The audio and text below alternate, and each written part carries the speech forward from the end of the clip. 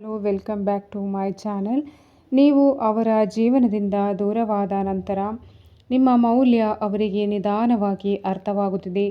ನೀವು ಕೊಟ್ಟ ಪ್ರೀತಿ, ಕಾಳಜಿ ಮತ್ತು ನಿಷ್ಠೆಯನ್ನು ಅವರು ಈಗ ನೆನಪಿಸಿಕೊಳ್ಳುತ್ತಿದ್ದಾರೆ. ಹೊರಗೆ ಎಲ್ಲವೂ ಸರಿಯಾಗಿದೆ ಎಂದು ತೋರಿಸಿಕೊಂಡರೂ ಮನಸ್ಸಿನೊಳಗೆ ನಿಮ್ಮ ನೆನಪುಗಳು ಇನ್ನೂ ಜೀವಂತವಾಗಿದೆ.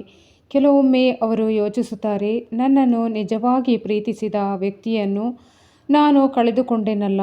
ನಿಮ್ಮೊಂದಿಗೆ ಕಳೆದ ಕ್ಷಣಗಳು ಅವರ ಮನಸ್ಸಿನಲ್ಲಿ ಮತ್ತೆ ಮತ್ತೆ ಮೂಡುತ್ತಿದೆ. ನಿಮ್ಮ ಮಾತು, ನಿಮ್ಮ ಕಾಳಜಿ, ನಿಮ್ಮ ಪ್ರೀತಿ ಇವೆಲ್ಲವೂ ಈಗ ಅವರಿಗೆ ಅಮೂಲ್ಯವಾದ ನೆನಪುಗಳು.